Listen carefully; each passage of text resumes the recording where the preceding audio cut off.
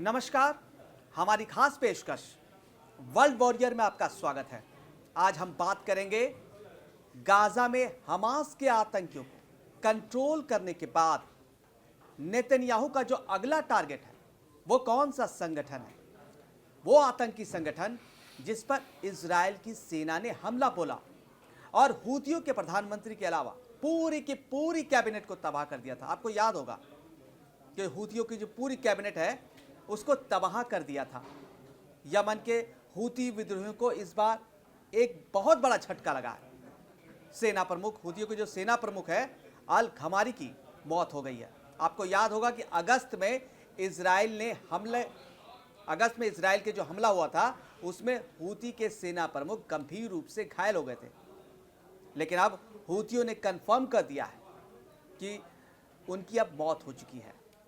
गंभीर चोटें आई थी, अस्पताल में भर्ती थे, उसके बाद उनकी मौत हो गई। इजराइल के रक्षा मंत्री ने इसकी जिम्मेदारी ली है कि हमने हमला किया था और हूतियों के सेना प्रमुख की उसमें हत्या हो गई। ये अभी अभी ब्रेकिंग न्यूज़ एक और आई है।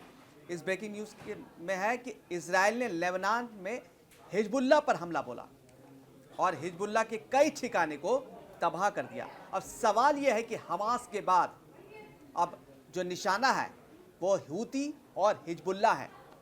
मोसाद की नजरें अब यमन के आसमान पर है। हमारे सहयोगी हैं अंकित, बताइए क्या अब जो अगला टारगेट है वो हूती, हिजबुल्लाह, मतलब जो प्रॉक्सी संगठन है ईरान के, वो है। क्या कहना चाहेंगे इस पर? देखिए, जो आपका इजराइल है वो चाहता है पूरी तरीके से शांति। अब वो नहीं चाहता कि कोई उसके खिलाफ फिर से खड़ा हो, चाहे वो हूती हो, चाहे वो हिजबुल्लाह हो, चाहे वो हमास। सेना प्रमुख थे, उसने बहुत साजिशें रची जी, बहुत सारी इजराइल के खिलाफ बहुत साजिशें रची। खामनेई से सह मिला, हथियार, गोला बारूद मिला। आज वो जहन्नुम में है। नेतन्याहू ने जहन्नुम में पहुंचा दिया। जहां प्रधानमंत्री को भेजा था अब वहां के सेना प्रमुख को पहुंचा दिया। तो यही तो उनका प्रमुख उद्देश्य है। वो चाहते हैं कंप्लीट कंट्रोल। वो नहीं चाहते कि अब कोई उनके खिलाफ खड़ा हो। जिस प्रकार से उन्होंने हमास को घुटने टेकने पे मजबूर कर दिया, वो उसी प्रकार से ईरान के ये जो प्रॉक्सी संगठन है ना दोनों, उनको भी वही स्थिति में पहुंचाना चाहते हैं। वो चाहते हैं कि पूरी तरीके से सुरक्षा अब उनके अपने हाथ में रहे। मतलब ये हुआ ना कि हूती और हिजबुल्लाह का जो खेल है वो खत्म होने की शुरुआत हो चुकी है। जी जी जी, जैसे हमास की हो गई वैसे हूती और हिजबुल्लाह के जो खेल खत्म होने की, जो आतंक का जो खेल खेल रहे हैं वो खत्म होने की शुरुआत हो चुकी है। तो ये पश्चिमी एशिया में नए जंग की दस्तक है। अब ये नेतन्याहू का नए जंग की दस्तक है। और क्या मोसाद अब हूती नेटवर्क को जड़ से मिटाने की तैयारी में है? बड़ा सवाल यही है कि पश्चिमी एशिया को एक खुफिया एजेंसी ने हिलाकर रख दिया है। इजराइल की खुफिया एजेंसी मोसाद, सब जानते हैं कि कितना सटीक हमला करते हैं। बहुत, इसमें कोई शक नहीं है। मोसाद जितना सटीकता से काम करता है, जितनी सफाई से वो अपने दुश्मनों को ठिकाने लगाता है, मेरे ख्याल से उतने ठिकाने, उतनी बेहतरीन तरीके से तो अमेरिका का जो इंटेलिजेंस एजेंसी है वो भी नहीं कर पाती। बहुत ही रहस्यमय बहुत ऑपरेशन ही होता है बहुत उनका। जी, कानों कान क्या किसी को खबर नहीं खबर तक नहीं लगती। अब पूरी की पूरी कैबिनेट साफ कर देता है वो। ये उनका मतलब उनकी कार्यशैली ऐसी है कि आप ये समझिए, जब वो काम पर निकलते हैं तो वो अपने दुश्मन को जब तक खत्म ना करें तब तक वो वापस नहीं लौटते। और जब भी उन्हें कोई टास्क दिया गया है उनकी सरकार के द्वारा, उन्होंने हमेशा इस चीज को पूरा किया है। आप ये देखिए, इनको, ये जो हूती हैं या हिजबुल्लाह हैं, इनको अगर संयम इतना कम आप कहीं डैमेज कर पाए हैं इजराइल को, तो इसके पीछे कहीं ना कहीं मोसाद का हाथ है। नहीं तो आप ये समझिए कि जो देश चारों तरफ से दुश्मन देशों से घिरा हो और अगर उसकी इंटेलिजेंस एजेंसी सही ढंग से, उसका खुफिया विभाग अच्छे से काम ना करे तो वो मेरे ख्याल से बचकर नहीं रह सकता। वो चारों तरफ से जो घिरा हुआ है उसका बचना उसी पर सुनिश्चित होता है।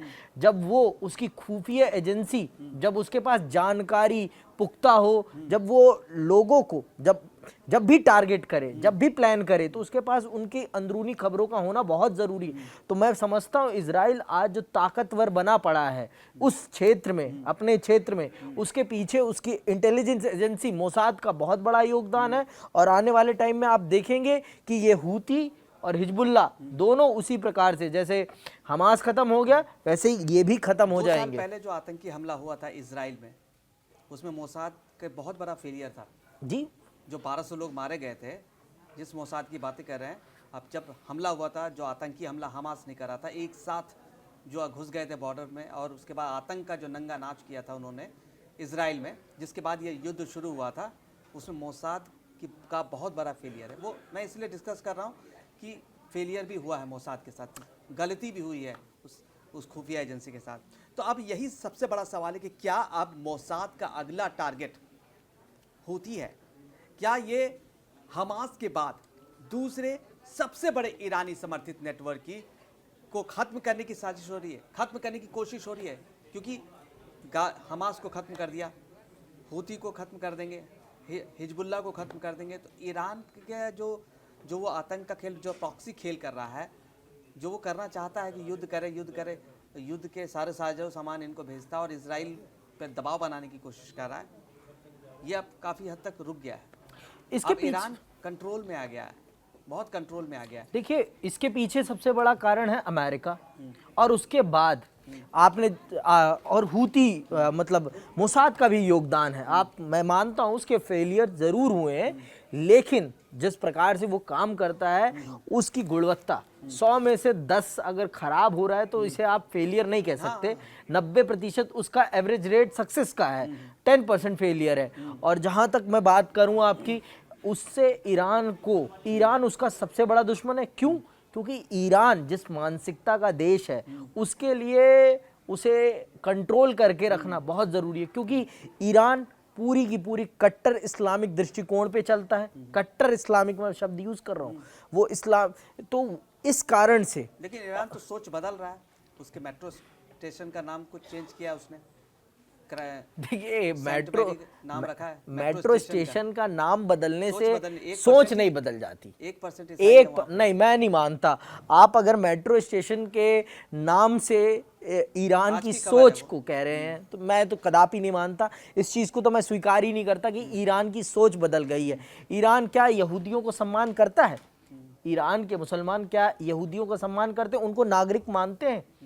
वो देश ही नहीं मानते इजराइल तो को। फिर अब आप कह रहे हैं कि वो तैयार हो गए हैं, वो उनकी सोच में बदलाव आ गया। वो तो इंसान को इंसान नहीं मान रहे, वो इंसान का पहले धर्म देख रहे हैं। अगर वो इंसान को इंसान मान ले तो बात ही खत्म हो जाए। और दोनों पक्षी, यहाँ पर मैं एक पक्ष की बात नहीं करूँगा, वो भी उनको माने। ताली कभी एक हाथ से नहीं बजती, मैं इसका पक्षधर हूँ।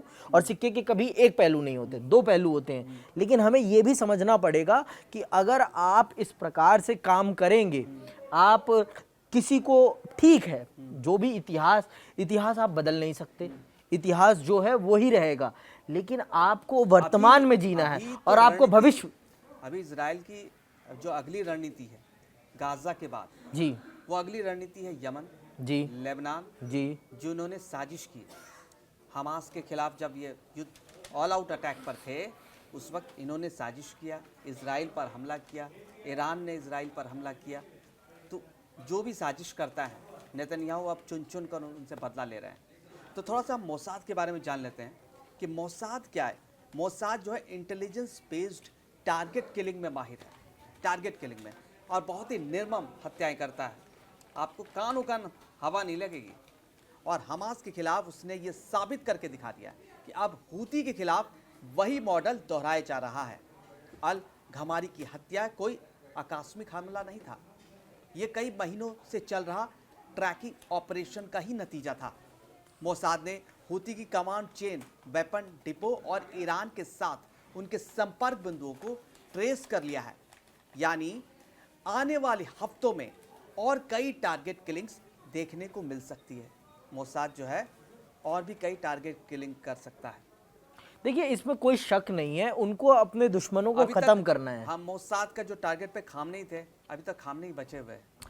बचेंगे नहीं वो भी, आने वाले टाइम में आपको ये खबर भी मिल जाएगी, क्योंकि मोसाद जिस प्रकार से काम करने में अपने काम को माहिरता से करती है ना, ये आप मान लीजिए कि आने वाला समय इन दोनों संगठनों के लिए, चाहे वो हूती हो चाहे वो हिजबुल्लाह हो, कोई भी हो, उनको ख़त्म करने में वो तनिक भी टाइम नहीं लगाएगा अब, क्योंकि उसने एक बहुत बड़े युद्ध क्षेत्र को कंट्रोल कर लिया है। उसके लिए गाज़ा को कंट्रोल करना था, उसको हमास को कंट्रोल करना था, क्योंकि हमास जिस तत्परता से उस पर हमले करता था, उस तत्परता को उसने समाप्त कर दिया है। अब उसके लिए इन दो प्रॉक्सी संगठनों को खत्म करना सबसे बड़ी भूमिका रहेगी। अब जब उसके पास टारगेट सुनिश्चित है, एक टारगेट को वो पूरी तरीके से फ्रीजर में डाल चुका है। अब सिर्फ और सिर्फ मतलब हूती है। ये जो हूती और हिजबुल्लाह ही नहीं है उसके टारगेट, बल्कि उस जो तेहरान को सीधे सीधे चेतावनी देना है कि इजराइल अब ये देख रहा है कि वो ईरान का जो प्रॉक्सी बेल्ट है, हमास, हिजबुल्लाह, हूती, किसी को भी नहीं बख्शने वाला। तो ये हर फ्रंट पर एक एक करके सफाया करने की रणनीति पर चल रहा है इजराइल। नेतन्याहू पहले गाज़ा में हमास और अब यमन में हूती और लेबनान में इजराइल। इससे ईरान पर दबाव बनेगा और खेल युद्ध में उतरने से बचेगा। सीधे सीधे आप ईरान से युद्ध नहीं लड़ोगे, और ईरान के जितने भी दोस्त हैं जो उनके लिए युद्ध लड़ते हैं, ये सब संगठन युद्ध लड़ते हैं, आर्थिक नुकसान पहुंचाने की कोशिश करते हैं। नेतन्याहू को आपको पता ही है कि समुद्री रूट्स पर हमले करवाते हैं। हाँ, जी। तो एक तरह से उसको कंट्रोल करने की कोशिश कर रहे हैं नेतन्याहू। अब देखते हैं कि इसमें वो कितना सफल हो पाते हैं। मोसाद की ये कार्रवाई कई मायनों में मीडिया शिफ्ट भी बन रही है। सितंबर में हुई स्ट्राइक की खबरों को कंफर्म नहीं किया गया था, लेकिन ये जो अल-घमारी की जो हत्या हुई थी, मतलब जो गंभीर चोटें आई थी, यह कंफर्म नहीं की, लेकिन अब ये कंफर्म हो चुका है कि हूतियों के जो सेना प्रमुख हैं वो उनकी मौत हो चुकी है। तो ये कितना बड़ा हूतियों को नुकसान है। देखिए, सेना प्रमुख किसी भी सेना का प्रमुख कमांडर का मर जाना या उसकी हत्या करा देना एक तरह से दिमाग का खत्म हो जाना होता है, क्योंकि जिसके जो उनको कंट्रोल कर रहा है, अब उनके पास कंट्रोल करने, उनको उनकी प्लानिंग, मैंने कहा ना, कभी भी आप युद्ध में जाते हैं तो सबसे बड़ी चीज होती है प्लानिंग। अगर आपकी प्लानिंग सटीक है तो आप कितने भी बड़े युद्ध को कम से कम संसाधनों में संपन्न कर सकते हो। लेकिन अगर आपकी प्लानिंग सटीक नहीं है, आपका माइंडसेट क्लियर नहीं है, तो आप कितने भी बड़े संसाधनों के साथ जाएंगे, आप बर्बाद हो जाएंगे। आपका माइंडसेट, आपकी प्लानिंग सबसे बड़ी चीज है। प्लानिंग करके चलेंगे तो जब किसी भी संगठन के सेना अध्यक्ष का खत्म होने का मतलब है उस सेना के दिमाग का खत्म हो जाना। तो मैं समझता हूं कि अब हूतियों के दिमाग पर चोट करी है मोसाद ने, और इससे अब उनकी कार्य क्षमता में, उनकी कार्य कुशलता में बहुत बड़ी कमी आएगी। तो सवाल वही है, क्या अगली सुबह यमन का नक्शा बदल जाएगा? क्या मोसाद का अगला फाइल में जो हूती कमांडरों के नाम दर्ज हैं उनका खात्मा होगा? और क्या पश्चिमी एशिया में नई आग भड़कने वाली है? तो वर्ल्ड वॉरियर में अब बस इतना ही। दुनिया की पल पल अपडेट हम आपको देते हैं, गाजा से लेकर हूती, हिजबुल्लाह तक, युद्ध के हर मोर्चे, हर रणभूमि की डिटेल्ड एनालिसिस करते हैं, सिर्फ आपको अपडेट रखने के लिए नहीं। वो सब जानकारी जो आपको नहीं पता, अब यहाँ से आपका काम शुरू हो जाता है। कड़क को मजबूत स्तंभ बनाने के लिए लाइक करें, सब्सक्राइब करें, ताकि आपका कड़क मजबूत हो, हमें और बल मिल सके। मैं आकाश कुमार और मेरे सहयोगी अंकित आपसे विदा लेते हैं। कल फिर मिलेंगे दुनिया की नई और विस्फोटक खबरों की डिटेल एनालिसिस, डिटेल चर्चा के साथ।